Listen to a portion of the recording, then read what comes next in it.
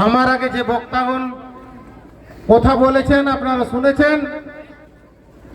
আজকে বিক্ষোভ সমাবেশ কয়েকদিন আগে থেকে আমরা প্রচার করেছিলাম। সেই প্রচারের ফলে এতগুলো মানুষ আপনারা বুঝতে পেরেছেন ভারত স্বাধীন হওয়ার পর থেকে ডিভিসি কিভাবে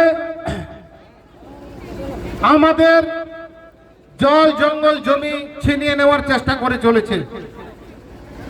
আজ আমরা অনেকেই জানি না এই যে ডিভিসি ড্যামটা হয়েছে এখান থেকে প্রায় 40 অব্দি সাধারণ মানুষের সর্বনাশ হয়েছে। 152টা মৌজা, 10,000 পরিবার, এই মানুষগুলোর সর্বনাশ করেছে এই ডিভিসি তথা ভারত সরকার। যা কথা ছিল সেই কথা আপনারা বহুবার, ডিভিসি যে কথা দিয়েছিল, ভারত সরকার যে কথা দিয়েছিল সেই কথা আপনারা বহুবার শুনেছেন। এখানে একটাও পূর্ণ হয়নি।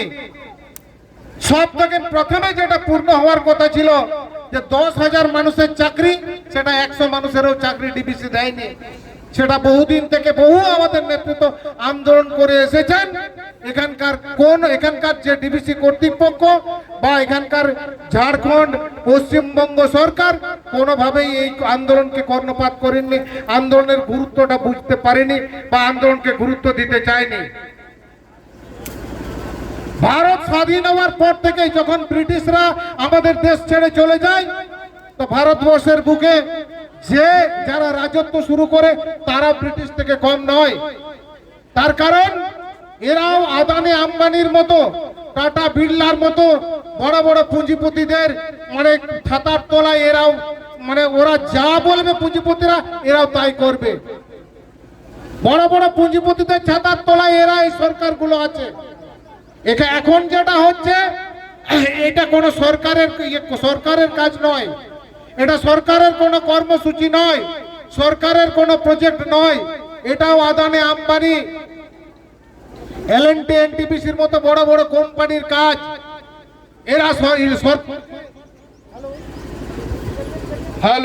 এরা সরকারকে ইলেকট্রাল বন্ডে হাজার হাজার কোটি টাকা বিভিন্ন রাজনৈতিক দলকে এরা দিয়েছে এবং সেই ইলেকট্রাল বন্ডের টাকা এই রাজ্যের সরকার, ঝাড়খণ্ড সরকার, ঝাড়খণ্ড সরকার, পশ্চিমবঙ্গ সরকার সেই টাকা পরিশোধ করছে এইভাবে। আপনারা চিন্তা করতে পারবেন না। গোটা এখানে তো আমরা আজ ডিভিসির কথা বলছি, এই সামনাসামনি জঙ্গলের কথা বলছি, বেশ কয়েকটা গ্রামের কথা বলছি।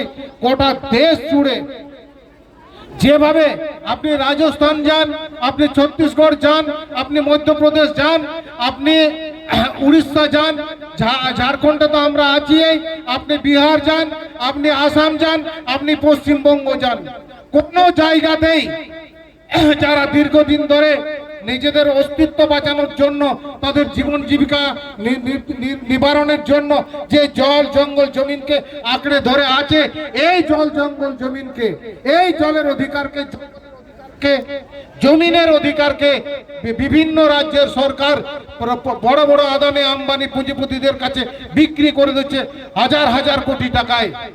আমরা সেটা বুঝতে পারছি না যে সরকারকে আমরা তৈরি করছি, যে সরকারের জন্য আমরা দিনের পর দিন মিছিল করি, যে পার্টিগুলোর জন্য আমরা ইনকলাব জিন্দাবাদ করি, তাদেরকে জেতাই, সেই পার্টিগুলো বিধানসভায় গিয়ে, লোকসভায় গিয়ে আমাদের জন্য ওরা কি করছে, এই প্রশ্ন আমরা তুলতে পারিনি। এই প্রশ্ন আমাদেরকে তুলতে হবে। আমাদের আন্দোলন যেমন চলবে সেই রকম আমাদের যে রাজনৈতিক দলকে আমরা ভোট দিয়ে জিতিয়েছি তাদের কাছে আমাদের প্রশ্ন রাখা করা উচিত। তাদেরকে জিজ্ঞাসা করা উচিত যে আমরা আপনাদেরকে ভোট দিয়ে কোনো ভুল করেছি কি? যদি ভুল না করে থাকি তাহলে আমাদের এই যে বেঁচে থাকার অধিকারের জায়গাগুলো, যেখানে হাজার হাজার মৎস্যজীবী, এখানে সোলার পাওয়ার প্রজেক্ট হলে হাজার হাজার মৎস্যজীবী এখান থেকে তাদের জীবন জীবিকা হারাবে। এখানে এই যে বেড়া দিচ্ছে, বেড়ার ভিতরে আমাদের যে গোচারণ ভূমি, শ্মশান ভূমি থেকে শুরু করে এখানে চাষযোগ্য যে জমিগুলো আছে, সেই জমিগুলো যে আমাদের এখনই বেহাত হয়ে যাচ্ছে, আমরা যে আগামী দিনে একবার ভারত স্বাধীন হওয়ার পর এই ডিবিসির ড্যাম তৈরি করে 152টা মৌজা সর্বশান্ত হয়েছে, আবার সেই মৌজাগুলো দ্বিতীয়বার আমরা সর্বশান্ত হতে চলছি এবং দ্বিতীয়বারের মতো আমাদের জীবন জীবিকা হারাচ্ছি। এইটার জন্য আমাদের শুধু আন্দোলন করলে হবে না, এই আন্দোলনটা যেন আগামী বিধানসভা লোকসভা নির্বাচনে এই আন্দোলনের আওয়াজটা যাতে আমরা নিয়ে যেতে পারি সেই ব্যবস্থাটা আমাদেরকে করতে হবে। না হলে আমরা চিরকালে এইভাবে আন্দোলন করে যাব এবং আমরা এখান থেকে যেসব বিধায়ক যেসব সাংসদকে আমরা বিধানসভায় বা লোকসভায় পাঠাচ্ছি তারা আমাদের ভোট নিয়ে আমাদের জীবন জীবিকা আমাদের জল জঙ্গল জমিন সব পুঁজিপতিদের হাতে বিক্রি করে দিয়ে যাবে।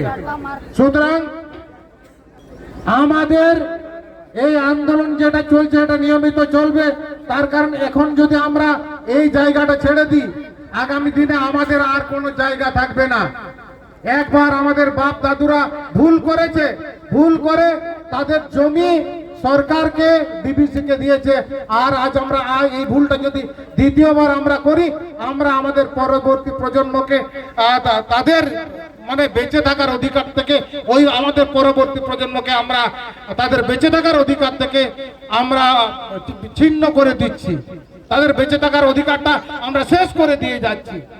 আপনারা আজকে যারা ঠিকাদারির আশায় যারা বড় বড় লোক যারা এখানে বড় বড় ঠিকাদার আছেন সেই ঠিকাদারের আশায় যারা এই প্রজেক্টটাকে শুরু করার জন্য প্রজেক্টটাকে কাজ চালু করার জন্য আপনারা তাদেরকে সঙ্গ দিচ্ছেন, তাদেরকে বলি যে এই ঠিকাদারি আপনার কতদিন চলবে।